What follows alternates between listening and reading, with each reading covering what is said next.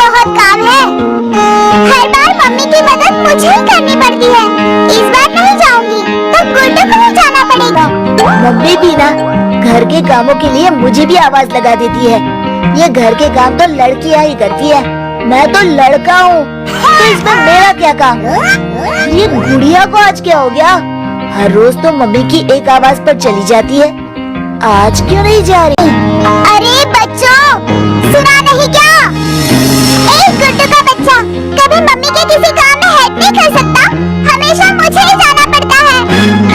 आई mummy. गुड़िया को mummy की मदद के लिए जाना ही पड़ता है और वो दौड़ती हुई बाहर चली जाती है, लेकिन गुड्डू वहीं रहकर अंगड़ाई लेते हुए सोफे पर लेट जाता है। तू अकेली आई? अरे गुड्डू को भी ले आती तो काम जल्दी हो जाता ना।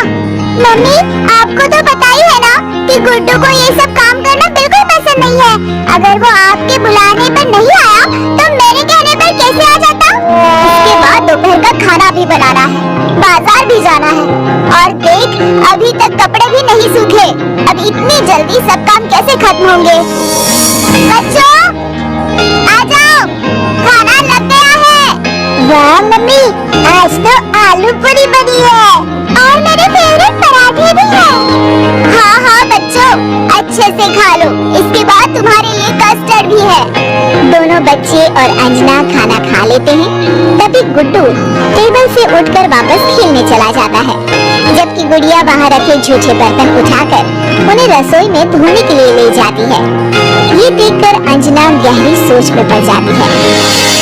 अंजना अचानक बीमार पड़ जाती है, वो बिस्तर से उठ भी नहीं पाती। माँ दोनों बच्चों से कहती है कि बच्चों तुम घबराओ मत, मैं ठीक हो जाऊंगी, मुझे कुछ नहीं होगा। मम्मी आप कुछ मत कहो, आप बस आराम करो, मैं घर का सारा काम कर लूंगी।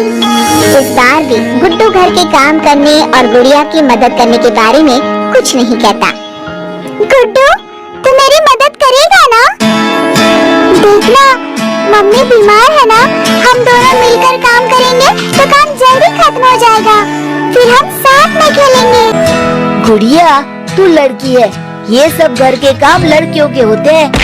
बड़े होकर तू शादी करके जाएगी तो मम्मी की तरह घर के सारे काम करेगी, और मैं बड़ा होकर पापा की तरह ऑफिस जाया करूँगा, तो फिर अच्छा होगा कि तू ही ये सब काम करे। और खेलने तो मैं अभी जा ही रहा। गुड्डू बेटा, मेरी बात ध्यान से सुनो, घर के काम करना सिर्फ लड़कियों का काम नहीं होता, घर में रहने वाले सभी लोग घर के काम कर सकते हैं। लेकिन माँ, मैंने तो आज तक सिर्फ आपको, गुड़िया को, दादी, बुआ, नानी और मौसी को ही घर के काम करते देखा है, और घर के आदमियों को घर पर आराम और बाहर काम करते देखा है।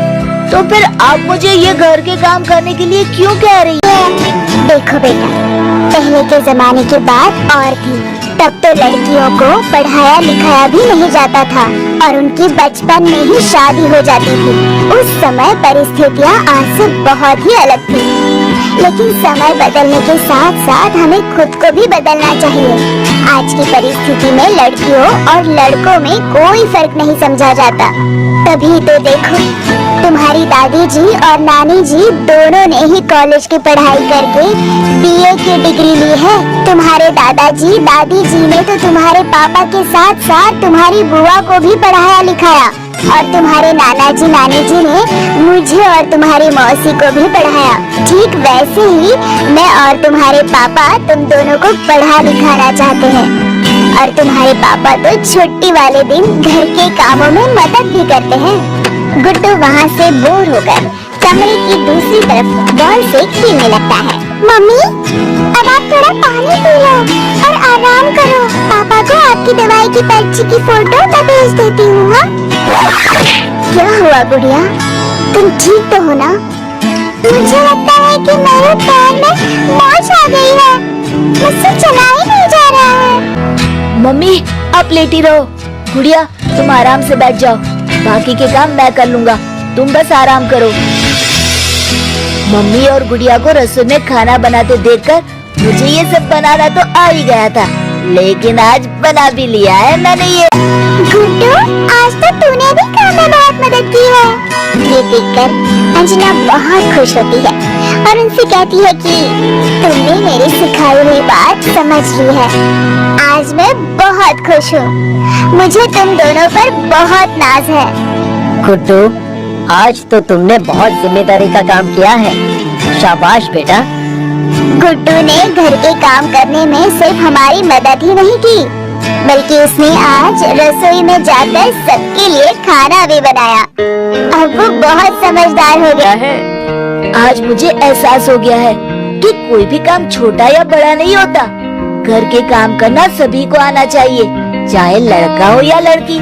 और घर में रहकर दूसरे की मदद करने से सब काम जल्दी भी हो जाते हैं और सारे काम का बोझ मम्मी पर भी नहीं पड़ता।